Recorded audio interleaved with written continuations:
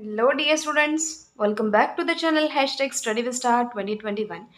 जैसा कि आप जानते हो, हमने स्टार्ट किए हुए हैं हमारे दो math. First is groups and rings and second is real analysis.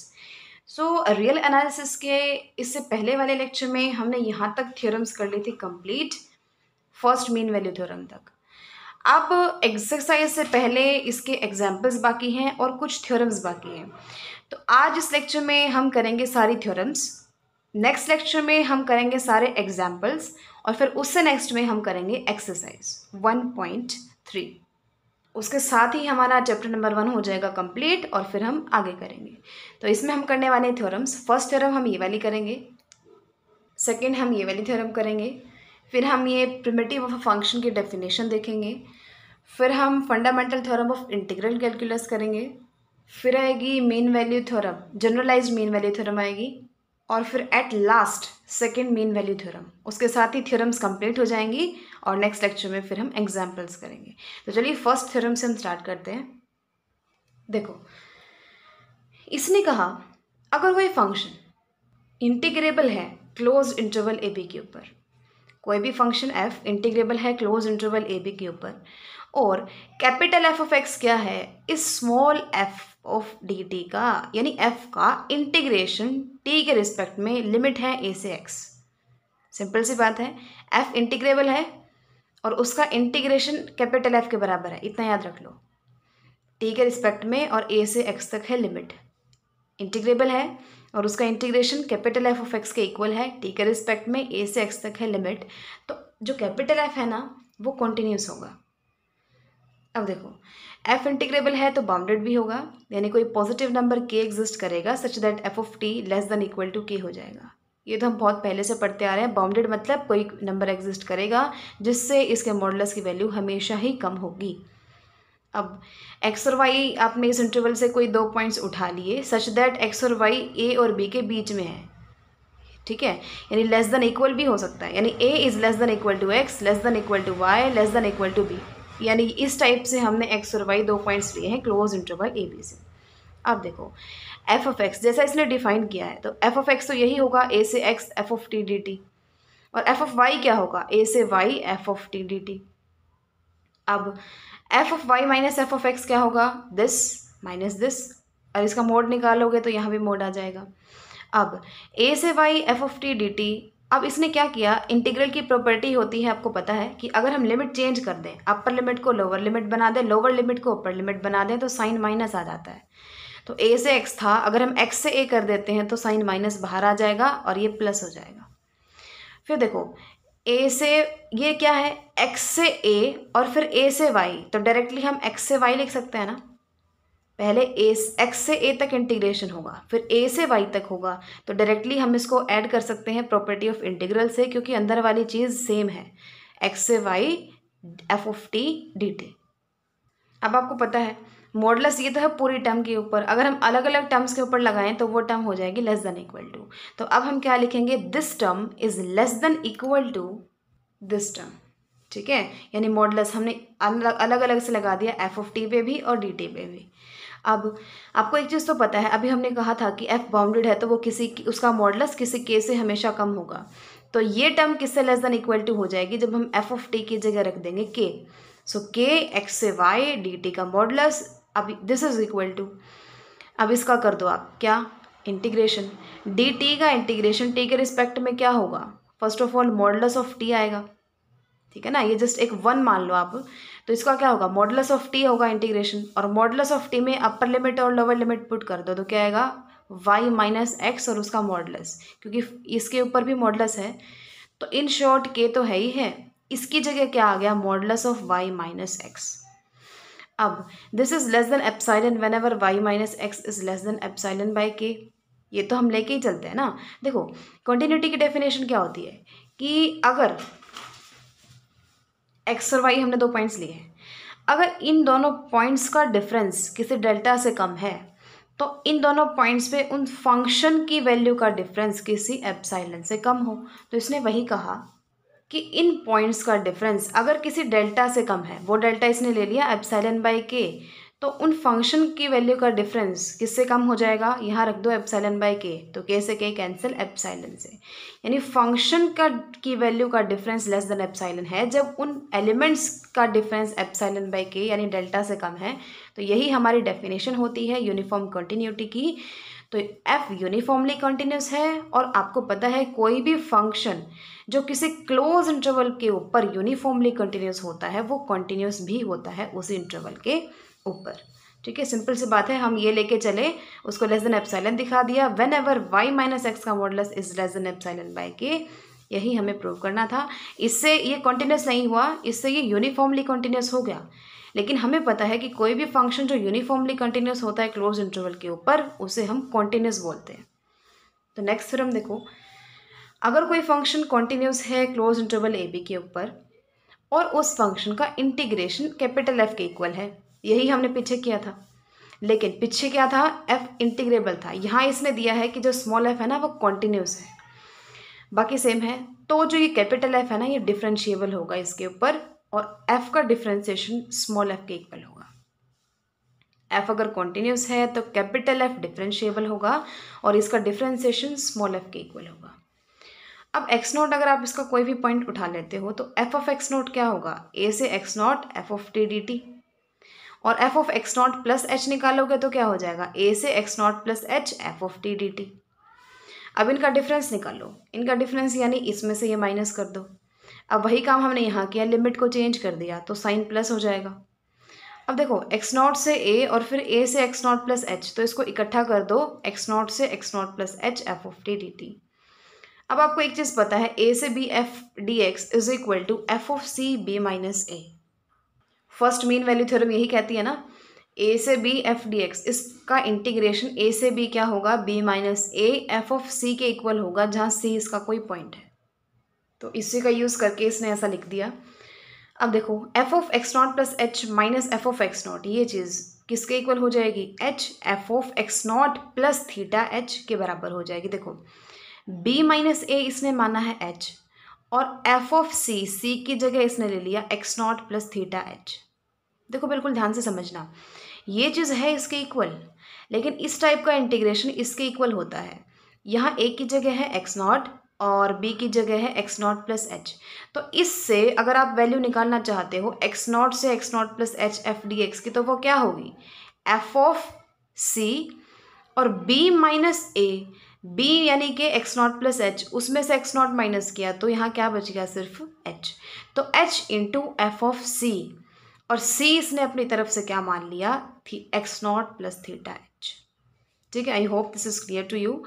उसके बाद हम क्या करेंगे, दोनों इस एच को इधर डिवाइड में ले आओ, तो ये चीज़ बन जाएगी, और इधर क्या बच जाएगा, f of x naught plus theta h. फिर दोनों side h tends to zero लगा दो, तो limit h tends to zero, यहाँ पे limit h tends to zero. तो यहाँ तो एच को सीधा जीरो रख दो, ये जीरो हो गया तो क्या बच गया, एफ ऑफ एक्स नॉट। और ये चीज़ ये क्या होती है, डेफिनेशन होती है एफ डैश एक्स नॉट की, यानी एफ के डिफरेंशिएशन एक्स नॉट के ऊपर, उसको हम इस टाइप से लिखते हैं। So this is equal to f का डैश, एफ का डेरिवेटिव एक्स नॉट के ऊपर किसके इक्वल आ गया, small f of x naught के। अब ये तो आर्बिट्रेरी पॉइंट है, यानी हर पॉइंट के ऊपर कैपिटल एफ का डिफरेंशिएशन किसके इक्वल होगा, स्मॉल एफ के। तो वही हमें दिखाना था कि एफ डिफरेंशिएबल होगा, हमने दिखा दिया, और उस डिफरेंशिएशन की वैल्यू स्मॉल एफ के इक्वल होगी, ये भी हमने दिखा दिया। नेक्स्ट डेफिनेशन देखो, प्रिमिटिव ऑफ अ फंक्शन। देखो कैपिटल एफ कोई फंक्शन है, ये स्मॉल एफ का प्रिमिटिव कब होगा, कैपिटल एफ भी एक फंक्शन है, स्मॉल एफ भी एक फंक्शन है। कैपिटल एफ कोई फंक्शन स्मॉल एफ फंक्शन का प्रिमिटिव कब होगा, अगर इसका डेरिवेटिव इस स्मॉल वाले के इक्वल हो हर किसी पॉइंट के ऊपर। ठीक है, तो जो ये बड़े वाला कैपिटल एफ है ना, ये प्रिमिटिव होगा छोटे वाले का। ठीक है, प्रिमिटिव कौन होता है, जिसका डिफरेंशिएशन इसके इक्वल आ जाए। तो कैपिटल एफ को स्मॉल एफ का प्रिमिटिव कब कहोगे, अगर F dash x F x के इक्वल आ रहा है, हर किसी एक्स के लिए होनी चाहिए ये चीज़, ऐसा नहीं एक दो पॉइंट पे नहीं, हर पॉइंट पे अगर कैपिटल एफ का differentiation small f of x के इक्वल आ रहा है, so then that function is primitive function of this function small F का। अब हम बात करते हैं fundamental theorem of integral calculus. आप देख भी रहे हो बहुत बार आई हुई है, लेकिन जितनी इंपॉर्टेंट है ना उतनी ही सिंपल है, कुछ भी नहीं है इसके अंदर। एफ अगर इंटीग्रेबल है और कैपिटल एफ अगर एफ का प्रिमिटिव है, प्रिमिटिव का मतलब क्या है कि एफ डैश एक्स अगर आप निकालोगे तो वो स्मॉल एफ ऑफ एक्स के इक्वल आएगा। आपको ये शो करना है कि इस इंटीग्रेशन की value capital F of B minus capital F of A आएगी। यहाँ स्मॉल एफ है या कैपिटल एफ है, ये चीज़ ध्यान रखना। इसकी डेफिनेशन भी आपको याद होनी चाहिए, स्टेटमेंट भी याद होनी चाहिए fundamental theorem of integral calculus की। है सिंपल कि एफ इंटीग्रेबल है और कैपिटल एफ स्मॉल एफ का प्रिमिटिव है, तो स्मॉल एफ के इंटीग्रेशन की value capital F of B minus capital F of A के इक्वल होगी। ये हमें प्रूव करना है। देखो ये तो डेफिनेशन ही कहती है कि अगर कैपिटल एफ स्मॉल एफ का प्रिमिटिव है तो f dash x F x के इक्वल होगा। अब पी पार्टीशन मान ली। अब आप लेग्रांजेस मीन वैल्यू थ्योरम लगाओगे to the primitive of each sub interval, तो हमारे पास क्या होगा। देखो लेग्रांजेस मीन वैल्यू थ्योरम क्या कहती है, देखो ये कहती है, आप लेग्रांजेस मीन वैल्यू थ्योरम लगा रहे हो कैपिटल एफ के ऊपर, ये कहती है कि किसी भी आर्बिट्रेरी पॉइंट के ऊपर अगर आपको उसका डेरिवेटिव निकालना है तो वो इक्वल होगा उस फंक्शन की वैल्यू उसके एंड पॉइंट्स पे। एंड पॉइंट्स मतलब जो फर्स्ट और लास्ट पॉइंट है, यानी x are minus F of x are minus one, और नीचे उन्हीं पॉइंट्स का डिफरेंस उसके इक्वल होगा। यानी एक्स आई आर मतलब कोई आर्बिट्रेरी पॉइंट है इसी फंक्शन का, तो उस पॉइंट पे अगर इस फंक्शन का आप डेरिवेटिव निकालना चाहते हो तो that will be equal to F of x are minus F of x are minus one divided by इन्हीं का difference x are minus one. तो अब आप इसको उधर मल्टीप्लाई में ले जाओ। अब capital f dash x r, अब आपको पता है हर पॉइंट के ऊपर कैपिटल एफ डैश एक्स की value small f of x के इक्वल होगी, तो इसको आप small f of x i r लिख सकते हो, ये एज इट इज़ है। अब आपने क्या किया, दोनों की दोनों साइड आपने समीशन ले लिया r is equal to one to n, तो यहाँ इस आपने लिया summation are is equal to one to n और उधर भी लिया summation are is equal to one to n. Right hand side को लेफ्ट हैंड साइड में लिख लिया, लेफ्ट हैंड साइड को राइट हैंड साइड में लिख लिया। अब ये चीज़ क्या हो जाएगी, देखो ये क्या होता है, उस इंटरवल की लेंथ उसको आप किससे डिनोट करते हो, डेल्टा आर से, तो उस इंटरवल की लेंथ हो जाएगी कि डेल्टा आर। तो ये सब एज इट इज़ है, सिर्फ इसकी जगह इसने डेल्टा आर लिखा। अब उस फंक्शन की वैल्यू एक्स आर के ऊपर और r is equal to one to n है, और उस फंक्शन देखो बिल्कुल ध्यान से समझना, ये चीज़ हम कर चुके हैं पहले, हमें पता है कि देखो ये चीज़ हमने की थी ना कि summation are is equal to one to N delta R मतलब एक्स आर माइनस वन, यानी summation are is equal to one to N X are minus one किसके इक्वल होगा, बी माइनस ए के। दोनों साइड फंक्शन लगा दो, so summation are is equal to one to N F of x are minus one is equal to F of B minus F of A, तो वही हमने use किया वहाँ पे। तो ये चीज़ किसके इक्वल आ गई, F of B minus F of A के। अब आपको एक चीज़ तो पता है कि ये क्या होता है लोअर सम, ये क्या होता है अपर सम, और ये कौन सा होता है रिमान सम, कि जो ये रिमान सम है ना ये वाला, ये रिमान सम लोअर सम और अपर सम के बीच में होता है, पता है ना आपको इस चीज़ का, हम पढ़ चुके हैं पहले। अब लेकिन ये चीज़ इसने इसके इक्वल दी हुई है, तो इसकी जगह आप रख दो F of B minus F of A, यानी एल एफ पी और U F P lower sum और अपर सम के बीच में आएगी ये वैल्यू। अब लोअर सम को चेंज कर दो लोअर इंटीग्रल में, अपर सम को चेंज कर दो अपर इंटीग्रल में, ठीक है। देखो फिर क्या हो जाएगा, लोअर इंटीग्रल अपर इंटीग्रल के बीच में होगी ये वैल्यू, लेकिन एफ इंटीग्रेबल है मतलब लोअर इंटीग्रल अपर इंटीग्रल और इंटीग्रल सेम होंगे, यानी आप इसकी जगह क्या लिख सकते हो, ए से बी एफ डी एक्स, यानी ये लोअर इंटीग्रल वाला साइन हटा सकते हो, यहाँ से अपर इंटीग्रल वाला साइन हटा सकते हो, क्या लिख सकते हो, ए से बी एफ डी एक्स, यानी ए से बी एफ डी एक्स, यहाँ भी ए से B F D x less than equal to यहाँ आएगी ये चीज़। एक बात बताओ, ये और ये वैल्यू सेम है, अगर मैं कहूँ कि 4 is less than equal to x is less than equal to 4, तो इसका मतलब x 4 ही तो है, ये और ये वैल्यू बिल्कुल सेम है और उनके बीच में या फिर इक्वल है ये वैल्यू, तो ये वैल्यू इक्वल ही होगी, तो ये चीज़ इसके इक्वल आ गई, यानी ए से B F D x is equal to F of B minus F of A, ठीक है। इसके बाद हम थ्योरम करेंगे जनरलाइज्ड मीन वैल्यू थ्योरम, ये सेकेंड लास्ट थ्योरम है हमारी इस लेक्चर की, जनरलाइज्ड मीन वैल्यू थ्योरम।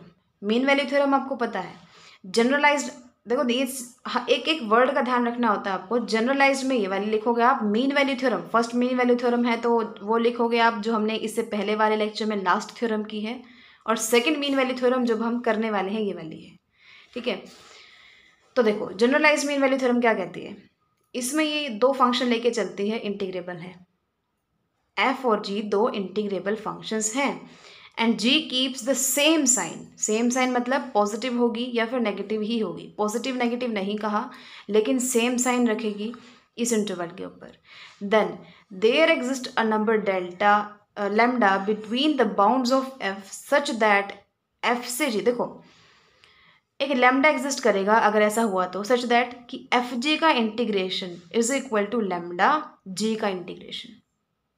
ठीक है, और ये लैम्डा एफ की बाउंड्स के बीच में था, यानी एफ की लोअर बाउंड और अपर बाउंड के बीच में से कोई लैम्डा इसने उठाया तो एफ को हटा के और ये लैम्डा लिख दिया इसने। सो एफ जी का इंटीग्रेशन जी के इंटीग्रेशन के लैम्डा मल्टीप्लीकेशन के इक्वल होगा। ये चीज़ आपको प्रूव करनी है।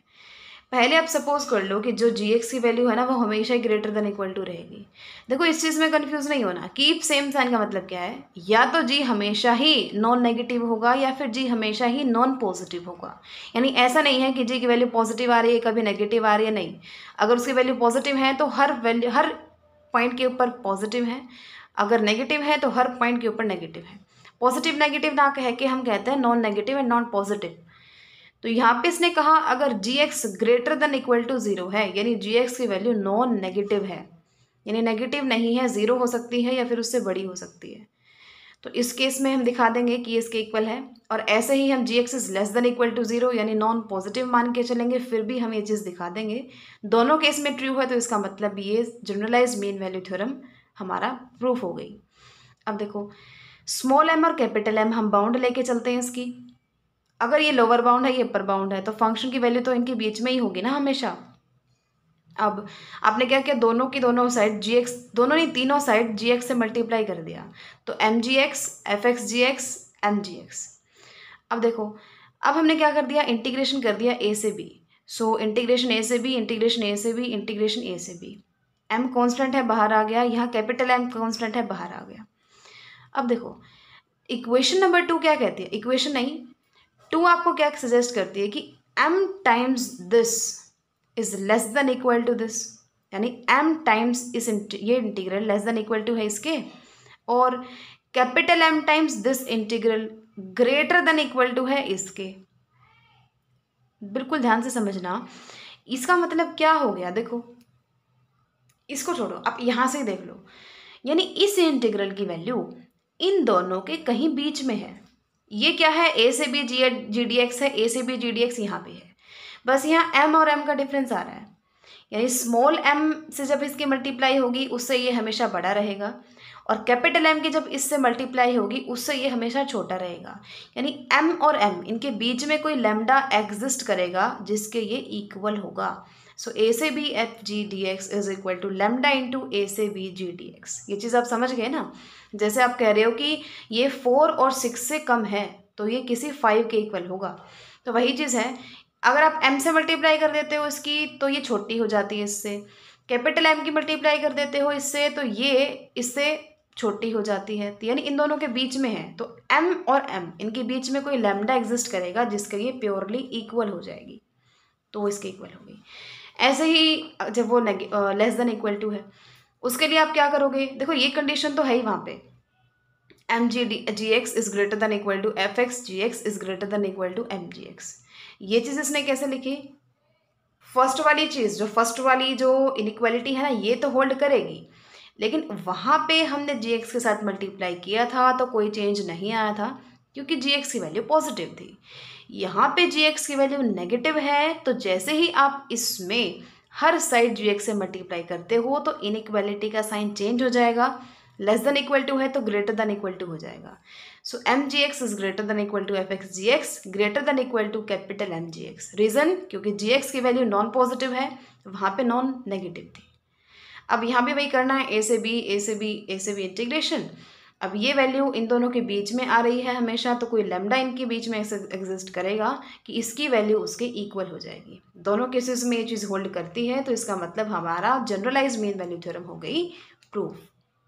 लास्ट थ्योरम हमारे इस लेक्चर की है सेकंड मीन वैल्यू थ्योरम। ये क्या कहती है, एफ अगर मोनोटोनिक है, मोनोटोनिक आपको पता है, मोनोटोनिक का मतलब हो सकता है या तो वो मोनोटोनिकली इंक्रीजिंग है, यानी हर जैसे जैसे वैल्यू बढ़ती जा रही है वैसे वैसे वो भी बढ़ता जा रहा है फंक्शन की वैल्यू भी, या फिर मोनोटोनिकली डिक्रीजिंग है। तो इसने कहा अगर एफ मोनोटोनिक है और ये तीनों के तीनों कौन कौन, एफ, एफ डैश और जी कॉन्टिन्यूस है। तो कोई सी इस इंटरवल में एग्जिस्ट करेगा, एफ मोनोटोनिक है, एफ, एफ डैश और जी तीनों के तीनों कॉन्टिन्यूस हैं, तो इस इंटरवल में कोई सी एग्जिस्ट करेगा सच दैट एफ जी का integration will be equal to, जब आप f को बाहर लोगे तो f ऑफ a आ जाएगा, सिर्फ gx का इंटीग्रेशन बच जाएगा, और जब आप f ऑफ b को बाहर लोगे तो भी gx का इंटीग्रेशन बच जाएगा। डिफरेंस क्या है, यहाँ f ऑफ a लिया तो a से c, यहाँ f ऑफ b लिया तो c से b, इसको ब्रेक कर दिया, a से c से b, यहाँ मल्टीप्लाई हो जाएगी जो छोटी वाली वैल्यू है f ऑफ a से, यहाँ मल्टीप्लाई हो जाएगी बड़ी वाली f ऑफ b से। ये सिर्फ याद करने का तरीका है। क्या, एफ जी का इंटीग्रेशन किसके इक्वल होगा, पहले तो लिमिट को तोड़ लो, ए से सी और सी से बी, अंदर तो जी डी एक्स रहेगा, जी डी एक्स रहेगा, है ना, यहाँ मल्टीप्लाई हो जाएगी लोअर से यानी एफ ऑफ ए से, यहाँ वैल्यू हो जाएगी एफ की वैल्यू अपर लिमिट पे यानी एफ ऑफ बी के। अब इसका प्रूफ देखो, मान लो ए से x G T D T capital F of x के इक्वल है, एफ ऑफ एक्स ए से x G T D T के इक्वल है, ये चीज़ आपको याद रखनी पड़ेगी। अब अगर आप एफ ऑफ ए निकाल लो तो ए से ए तक का कोई इंटीग्रेशन अगर लिमिट सेम होना उस इंटीग्रेशन की वैल्यू जीरो होती है, यह तो आपको पता ही है। So F of A equal to zero. अब जो हमें निकालना है ना वो लिखो इस साइड। अब हम क्या करते हैं, एफ जी डी एक्स ये किस चीज़ के इक्वल हो जाएगा, ए से B f, f dash x के। क्यों, क्योंकि जी टी का इंटीग्रेशन कौन है, एफ ऑफ एक्स। दोनों साइड अगर आप डेरिवेटिव ले लेते हो तो यहाँ तो हो जाएगा एफ डैश एक्स, डेरिवेटिव से इंटीग्रेशन कैंसिल हो जाएगा, यहाँ बच जाएगा जी, यानी g is equal to f dash x. So g की जगह आप क्या लिख सकते हो, एफ डैश एक्स। देखो अब इसने बाय पार्ट इंटीग्रेशन कर दिया। इसका बाय पार्ट इंटीग्रेशन कैसे किया, first function as it is, second का इंटीग्रेशन, फर्स्ट फंक्शन मानना है स्मॉल एफ को, सेकंड फंक्शन मानना है एफ डैश एक्स को। First function as it is, second का इंटीग्रेशन, माइनस फर्स्ट का डिफरेंशिएशन, सेकंड का इंटीग्रेशन और फिर उसका होल इंटीग्रेशन। ठीक है, ये फॉर्मूला होता है इंटीग्रेशन बाय पार्ट्स का। अब देखो एफ ऑफ एक्स कॉन्टिन्यूस है तो इंटीग्रेबल होगा, और स्मॉल एफ भी कॉन्टिन्यूस है, तो फर्स्ट मीन वैल्यू थ्योरम क्या कहती है कि ए से b capital F of x f dash x d x is equal to, क्या कहती है मीन वैल्यू थ्योरम, यानी यहाँ देखो दिखाती हूँ आपको, इसने फर्स्ट मीन वैल्यू थ्योरम का यूज़ पता कैसे किया है। अब हमारे पास क्या है, अब F dash x d x, इसको इसने बिल्कुल भी मतलब इसका कुछ भी यूज़ नहीं किया यहाँ पे। सो ए से B f dash x d x, इसको तो एज इट इज़ लिख लिया ना, यानी एफ एक्स ए से बी तक के इंटीग्रेशन की वैल्यू इसने रख दी एफ ऑफ सी। यानी जब आप एफ ऑफ एक्स का इंटीग्रेशन करके बाहर निकालोगे इसको तो कोई ना कोई एफ ऑफ सी वैल्यू आएगी, इसको रख लो एज इट इज़। सो इस पूरे इंटीग्रेशन की वैल्यू इसने कर दी f of c, capital F of c, फिर इसको अंदर से यहाँ से हटा दिया क्योंकि उसके लिए हम वैल्यू लिख चुके हैं, और अंदर क्या बचा, ए से B f dash x d x. फिर देखो ए से B f f G D x, ये कैसे आया, क्योंकि ये वैल्यू हमने अभी निकाली है, और ए से B F G D x किस चीज़ के इक्वल हो जाएगा, ये चीज़, और इसकी वैल्यू हम अभी निकाल चुके हैं तो इसके इक्वल हो जाएगा, ये तो वही है ना, और इसकी जगह हमने ये वाली वैल्यू रख दी। अब इसको सॉल्व कर लो, पहले अपर लिमिट पुट की तो f of B minus F of a, यहाँ पे भी minus F of c f of B minus F of a. ये चीज़ इसने कैसे की कि यहाँ डेरिवेटिव है ना और यहाँ इंटीग्रेशन, तो डेरिवेटिव से इंटीग्रेशन हो गया कैंसिल, सिर्फ और सिर्फ आपको एफ ऑफ एक्स में पहले अपर लिमिट पुट करनी है बी और फिर ए। सो एफ ऑफ एक्स की जगह पहले आप बी पुट करोगे तो एफ ऑफ बी, और ए पुट करोगे तो एफ ऑफ ए। इंटीग्रेशन करने की ज़रूरत नहीं पड़ी, डेरिवेटिव से इंटीग्रेशन कैंसिल हो गया, so F of B minus F of a बच गया। So F of b common ले लिया इसने, यहाँ क्या बचा कैपिटल एफ ऑफ बी, यहाँ क्या बचा कैपिटल एफ ऑफ सी, इसमें से और इसमें से एफ ऑफ बी कॉमन ले लिया, इसमें और इसमें क्या हुआ f of a F of c. ये चीज़ देखो कैसे हुई, एफ ऑफ बी जब इसने कॉमन लिया तो ये वाली टर्म तो यहाँ से गई और ये वाली टर्म यहाँ से चली गई, सिर्फ यहाँ से क्या बचा minus F of a capital F of a, और यहाँ से क्या बचा प्लस का f of a F of c. फिर आपको एक चीज़ ध्यान हो, ये जो वैल्यू आई कैपिटल एफ ऑफ ए ये तो ज़ीरो थी, कैपिटल एफ ऑफ ए तो ज़ीरो थी, तो वो वाली टर्म हो गई ज़ीरो, तो सिर्फ 3 टर्म बची, एक तो ये कॉमन लेने वाली और एक सिर्फ ये वाली f of a F of c. अब एफ ऑफ बी और सी से बी जी डी एक्स आप इसको लिख सकते हो। क्यों लिख सकते हो? क्योंकि देखो जी किसके इक्वल है, इसको सॉल्व करके दिखाती हूँ आपको। 1 मिनट, इन्होंने किया हुआ है, देखो उसकी ज़रूरत नहीं पड़ेगी। F of B minus F of c किसके इक्वल है? ए से बी जी डी एक्स, ये तो हमने माना ही था ना। एफ ऑफ एक्स क्या माना था? ए से एक्स जी डी एक्स, तो एफ ऑफ बी क्या हो जाएगा? ए से बी जी डी एक्स। ऐसे ये क्या हो जाएगा? ए से सी जी डी एक्स। अब आप इसकी लिमिट चेंज कर दो, तो ए सी से ए, यानी ए से सी थी, सी से ए करोगे तो ऐड हो जाएगी, यानी ये भी प्लस की हो गई, ये तो प्लस की थी ही। सो ए से B g D x plus c से ए जी डी एक्स, आगे पीछे लिख दिया इसने इसको। अब सी से ए और फिर ए से बी, तो डायरेक्टली हमने कर दिया सी से बी, तो सी से बी जी डी एक्स, यानी इसकी वैल्यू हम ये रख सकते हैं। सो इसकी वैल्यू इसने ये इंटीग्रेशन रख दिया। और एफ ऑफ सी की जगह इसने क्या रख दिया? ए से सी जी डी एक्स के इक्वल रख दिया। ठीक है, ये तो इसने डायरेक्टली ही कर दिया ना। देखो एफ ऑफ सी की वैल्यू ये रखी थी ना, तो डायरेक्टली इसने ए से सी जी डी एक्स रख दिया। अब ये चीज़ किसके इक्वल आ गई? इसके इक्वल आ गई। अब आपको प्रूव क्या करना था? देखो क्या आया? ए से B f of g D x is equal to F of a, इसको पहले लिखा ए से c g D x plus f of b c से बी जी डी एक्स। वही तो आपको प्रूव करना था कि इनके मल्टीप्लिकेशन का इंटीग्रेशन किसके इक्वल होगा? पहले लिमिट्स को ब्रेक कर लो, ए से सी और सी से बी। अंदर जो जी डी एक्स होगा जी डी एक्स होगा, यहाँ मल्टीप्लाई हो जाएगी एफ ऑफ ए से, यहाँ मल्टीप्लाई हो जाएगी एफ ऑफ बी से। यही आपको प्रूव करना था। तो ये थी हमारी थ्योरम्स। नेक्स्ट लेक्चर में हम एग्जाम्पल्स करेंगे और फिर हम करेंगे एक्सरसाइज। उसके साथ ही आपका चैप्टर 1 रीमान इंटीग्रल हो जाएगा कंप्लीट। फिर हम आगे करेंगे। कोई भी डाउट है तो आप कमेंट सेक्शन में कमेंट करके पूछ सकते हो। So keep learning and thanks for watching.